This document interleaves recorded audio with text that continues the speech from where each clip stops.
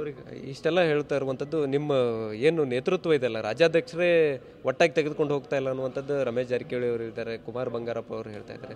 So ಬದಲಾವಣೆ ಆಗಬೇಕಂತ ಹೇಳ್ತಾ ಇದ್ದಾರೆ. ಇನ್ನೊಂದು ಕಡೆ ನಿನ್ನೆ ಕೋರ್ ಕಮಿಟಿಯಲ್ಲಿ ಬದಲಾವಣೆ ಆಗಲ್ಲ ಅನ್ನುವಂಥದ್ದು ರಾಧಾ ಮೋಹನ್ ದಾಸ್ ಅವರು ಹೇಳ್ತಾರೆ.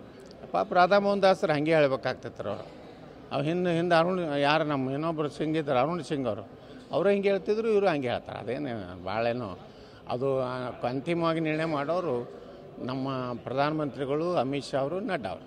ಏನು ಬದಲಾವಣೆ ಆಗ್ಬೋದಾ ಸರ್ ವಿಜಯ್? ಏನು ನನಗೇನು ಅದ್ರ ಬಗ್ಗೆ ಏನೂ ಸುದ್ದಿಲ್ಲ. ರಾಧಾ ಮೋಹನ್ ದಾಸರು ಅಗರ್ವಾಲ್ ಅವ್ರು ಹೇಳ್ಯಾರ ಅಂದ್ರೆ ಅವ್ರು ಭಾಳ ಗಟ್ಟಿಯಾಗಿ ಅವರು ಪಕ್ಷದ ಅಧ್ಯಕ್ಷರ ಜೊತೆ ನಿಂತಾರ್ಥ ಅನ್ನಿಸ್ತದೆ ನನಗೆ. ಯಾಕಂದರೆ ಈ ಮೊನ್ನೆ ಬೈ ಎಲೆಕ್ಷನಲ್ಲೇ ಅವರೇ ಹೇಳಿದ್ರು ನಾವು ಸೀರಿಯಸ್ ಆಗಿ ತೊಗೊಂಡಿಲ್ಲ ಅಂತೇಳಿ. ಇಷ್ಟಾದರೂ ಕೂಡ ಅವ್ರ ವಿರುದ್ಧ ಕ್ರಮ ಆಗ್ತಾ ಇಲ್ಲ. ಬರೀ ಯತ್ನಾಳ್ ಅವರು ಮಾತಾಡ್ತಾ ಇದ್ದಾರೆ ಅವ್ರ ವಿರುದ್ಧ ಕ್ರಮ ತಗೊಳ್ಳಿ ಅಂತೇಳಿ ಅನ್ನುವಂಥದ್ದು. ಅವ್ರು ನೋಡ್ರಿ ಪವರ್ಫುಲ್ ಅದಾರ ವಿಜೇಂದ್ರ ಅವರು. ಅವ್ರ ತಂದೆಯವ್ರು ಇಡೀ ಜೀವನವನ್ನ ಸೈಕಲ್ ಹೊಡೆದು ಪಕ್ಷ ಕಟ್ಟಾರ.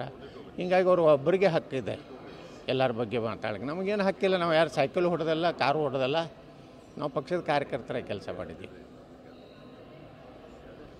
ಸೊ ಇದಿಷ್ಟು ಯತ್ನಾಳ್ ಅವರ ಮಾತು. ಒಟ್ಟಾರೆ ಏನು ಒಂದು ಕಡೆ ಅಧಿವೇಶನದಲ್ಲಿ ಧ್ವನಿ ಎತ್ತವೆ ಅನ್ನುವಂಥದ್ದು, ಇನ್ನೊಂದು ಕಡೆ ಈ ಒಂದು ಅಧಿವೇಶನಕ್ಕೆ ಸಂಬಂಧಪಟ್ಟಂತೆ ವಕ್ಫ್ ಹೋರಾಟ ಕೂಡ ಮುಂದುವರಿಯುತ್ತೆ ಅನ್ನುವಂಥ ಮಾತನ್ನು ಹೇಳ್ತಿರುವಂಥದ್ದು. ಕ್ಯಾಮರಾಮನ್ ಪ್ರವೀಣ್ ಜೊತೆ ಸಾಧೆ ಮನೆ ಟಿವಿ 9 ಬೆಳಗಾವಿ.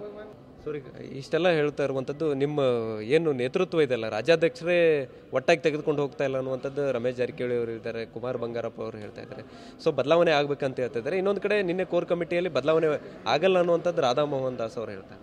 ಪಾಪ ರಾಧಾ ಮೋಹನ್ ದಾಸರು ಹಾಗೆ ಹೇಳ್ಬೇಕಾಗ್ತೈತ್ರ ಅವ್ರು ಹಿಂದೆ ಅರುಣ್ ಯಾರು ನಮ್ಮ ಇನ್ನೊಬ್ಬರು ಸಿಂಗ್ ಇದ್ದಾರೆ, ಅರುಣ್ ಸಿಂಗ್ ಅವರು ಹಿಂಗೆ ಹೇಳ್ತಿದ್ರು, ಇವರು ಹಂಗೆ ಹೇಳ್ತಾರೆ. ಅದೇನು ಭಾಳೇನು ಅದು ಅಂತಿಮವಾಗಿ ನಿರ್ಣಯ ಮಾಡೋರು ನಮ್ಮ ಪ್ರಧಾನಮಂತ್ರಿಗಳು, ಅಮಿತ್ ಶಾ ಅವರು, ನಡ್ಡಾ ಅವರು.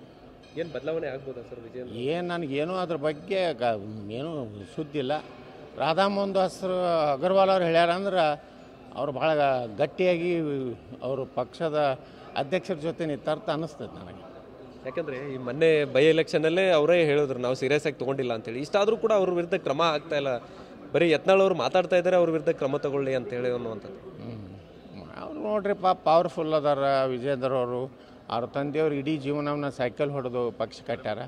ಹಿಂಗಾಗಿ ಅವ್ರು ಒಬ್ಬರಿಗೆ ಹಕ್ಕಿದೆ ಎಲ್ಲರ ಬಗ್ಗೆ ಮಾತಾಡೋಕ್ಕೆ. ನಮಗೇನು ಹಕ್ಕಿಲ್ಲ. ನಾವು ಯಾರು ಸೈಕಲ್ ಹೊಡೆದಲ್ಲ, ಕಾರು ಹೊಡೆದಲ್ಲ. ನಾವು ಪಕ್ಷದ ಕಾರ್ಯಕರ್ತರಾಗಿ ಕೆಲಸ ಮಾಡಿದ್ದೀವಿ. ಸೊ ಇದಿಷ್ಟು ಯತ್ನಾಳ್ ಅವರ ಮಾತು. ಒಟ್ಟಾರೆ ಏನು ಒಂದು ಕಡೆ ಅಧಿವೇಶನದಲ್ಲಿ ಧ್ವನಿ ಎತ್ತವೆ ಅನ್ನುವಂಥದ್ದು, ಇನ್ನೊಂದು ಕಡೆ ಈ ಒಂದು ಅಧಿವೇಶನಕ್ಕೆ ಸಂಬಂಧಪಟ್ಟಂತೆ ವಕ್ಫ್ ಹೋರಾಟ ಕೂಡ ಮುಂದುವರಿಯುತ್ತೆ ಅನ್ನುವಂಥ ಮಾತನ್ನು ಹೇಳ್ತಿರುವಂಥದ್ದು. ಕ್ಯಾಮರಾಮನ್ ಪ್ರವೀಣ್ ಜೊತೆ ಸಾಧೆ ಮನೆ ಟಿವಿ 9 ಬೆಳಗಾವಿ.